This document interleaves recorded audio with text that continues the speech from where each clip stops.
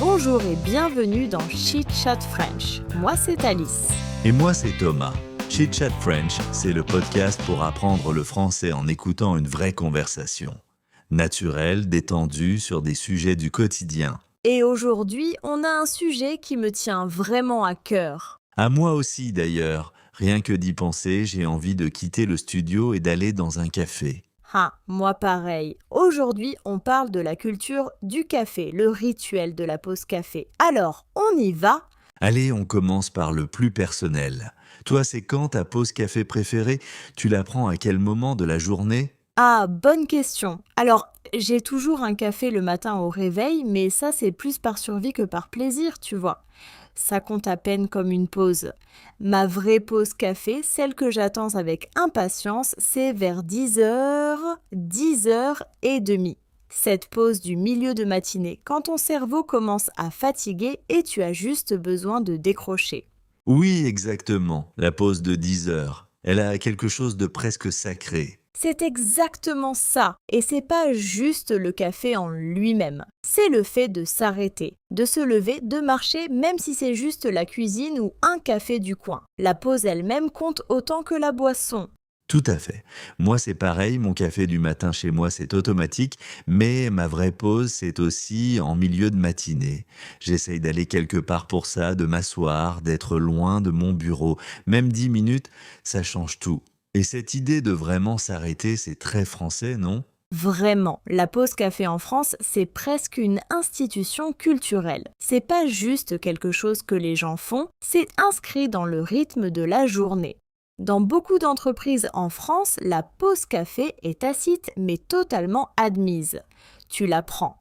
Tout le monde la prend. Et c'est socialement accepté, personne te regarde bizarrement parce que tu t'éloignes de ton poste, c'est juste normal. Plus que normal, je dirais même que c'est attendu. En fait, j'avais un collègue qui ne prenait jamais de pause. Il restait à son bureau toute la journée. Et les gens ont vraiment commencé à lui demander si ça allait. Genre, il doit se passer quelque chose si tu prends pas ta pause café. Ah, c'est génial ça. La pause devient le signe que tout va bien. Exactement. Ça dit aux autres que tu es humain, que tu es connecté, que tu fais partie du groupe. Il y a une dimension sociale aussi, c'est un moment pour papoter avec les collègues, pour souffler ensemble, pas juste pour boire quelque chose. C'est une très bonne remarque ça. Et en parlant de la dimension sociale, il faut qu'on parle du café comptoir parce que c'est vraiment un truc typiquement français. Tu peux expliquer pour ceux qui ne connaissent pas? Oh oui, le café comptoir. Alors, le comptoir, c'est le bar du café. Et en France, c'est tout à fait normal et très courant de rester debout au comptoir pour boire son café plutôt que de s'asseoir à une table. Tu rentres, tu commandes sur ton expresso, tu le bois debout au bar, tu échanges 2 mots avec la personne à côté ou avec le patron et tu repars. Rapide, simple et très agréable. J'adore ça. Il y a quelque chose de tellement simple et sans chichi là-dedans. On fait pas tout un cinéma pour le café. On y va, on le boit et on repart. Exactement. Et il y a aussi un côté pratique. Dans la plupart des cafés en France, un café au comptoir coûte moins cher qu'un café en salle. Donc tu économises un peu et c'est vite fait bien fait et pourtant ça reste une vraie pause. Je trouve ça vraiment charmant. Ah, je savais pas pour le prix. C'est un super détail, donc c'est pratique et agréable en même temps. Et oui, pratique et agréable. Même un expresso debout en 5 minutes a cette qualité-là. C'est pas pressé dans le mauvais sens du terme, c'est efficace et quand même plaisant. Oui, et je crois que c'est ça la grande différence avec, disons, attraper un café dans un gobelet en carton et marcher dans la rue. En France, même au comptoir, tu t'arrêtes. Oui, boire un café en marchant, c'est vraiment pas dans les habitudes en France. Tu aurais des regards très étonnés. Le café, ça se boit au café, ou du moins quelque part où tu es immobile un instant. Hum, hum. C'est pas une expérience mobile, j'aime bien ça. Et je crois que ça dit quelque chose de plus profond sur l'attitude française face aux petits plaisirs du quotidien.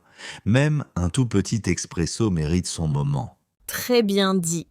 Il y a cette idée française que le plaisir, même petit, même du quotidien, mérite d'être respecté. On ne le précipite pas. On On ne fait pas autre chose en même temps, on est présent. Et je crois que la pause café, c'est une des expressions les plus claires de ça. Ça me fait penser au repas aussi, tout en France a son heure et sa place. Le temps du travail, c'est le travail, le temps du repas, c'est le repas. Et la pause, c'est vraiment, sincèrement, la pause. Exactement, et c'est plutôt sain, je pense. Quand tu décroches vraiment. C'est vrai. Bon alors, t'as un souvenir de café qui t'a vraiment marqué? Un moment dans un café français qui est resté gravé? Ah oui, j'en ai un justement. Je me souviens de la première fois que je suis allée dans un vrai café parisien classique. Un de ces vieux cafés avec le zinc au comptoir, les petites tables rondes et les chaises en osier sur la terrasse. J'ai commandé un expresso, je me suis installée dehors et j'ai juste regardé les gens passer. Voilà. C'était rien d'extraordinaire. Il ne s'est rien passé de spécial, mais il y avait ce sentiment d'être complètement présente dans l'instant, dans la rue, dans la ville. Et la terrasse, elle fait tellement partie de tout ça, non? Même par mauvais temps, les gens sont là dehors, emmitouflés dans leurs manteaux. Ah, il s'assoit dehors quoi qu'il arrive. Un peu de pluie, aucun problème. Un peu frais, pas de souci. La terrasse, c'est la terrasse et ils vont l'utiliser. Il y a presque une fierté là-dedans, comme si on profitera de la terrasse à tout prix et la météo ne nous arrêtera pas.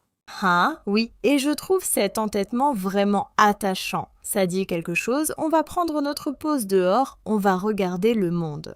Soleil ou pluie, Regarder le monde, c'est l'esprit du flâneur, non? Cette tradition très française d'être simplement présent dans la vie de la rue, et même une courte pause café touche à ça. oh, complètement. Le flâneur, celui qui se promène, qui observe, qui prend le temps d'être simplement dans la ville. Et je crois que la pause café, c'est une petite version de ça, même si t'as que 10 minutes. Tu sors, tu lèves les yeux, tu remarques des choses. Au fait, puisqu'on parle autant de la culture du café, est-ce qu'il y a des mots ou des expressions typiques que nos auditeurs devraient absolument connaître pour commander dans un café en France? Oh oui, quelques indispensables. Déjà, insérer, c'est un expresso très court et très concentré. À l'opposé, un allongé, il y a plus d'eau, donc plus long et plus doux.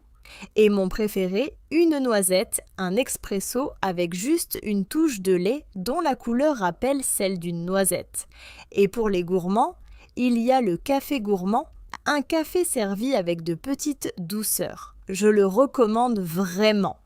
Le café gourmand, c'est parfait pour la pause de l'après-midi ou après un repas.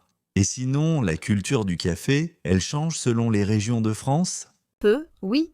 À Paris, tout va plus vite, même la pause a un côté efficace et urbain. Dans le sud, à Marseille ou à Nice, les pauses sont plus longues, plus conviviales. Et puis, il y a le café du coin, ce café de quartier où les habitués se retrouvent chaque matin. Le patron connaît ta commande par cœur, on retrouve toujours les mêmes têtes. C'est un vrai lieu de lien social, très ancré dans la vie locale. J'adore ça. La pause café, elle enseigne quelque chose sur la façon dont les Français abordent la vie en général. Tout à fait. Ce ralentissement, même bref, c'est pas une perte de temps. Ce n'est pas de la paresse. C'est essentiel. Ça permet de revenir à son travail ou à sa journée en se sentant un peu plus relaxé. Exactement, ça fait du bien. Et à nos auditeurs, la prochaine fois que vous prenez une pause café ou que vous soyez dans le monde, essayez de le faire à la française. Arrêtez-vous vraiment, décrochez, savourez. Ne vous précipitez pas. Tout à fait. Profitez. Et on espère que cette petite plongée dans la culture de la pause café vous a plu. On revient très bientôt avec un nouvel épisode de Chit Chat French. À bientôt! À la prochaine.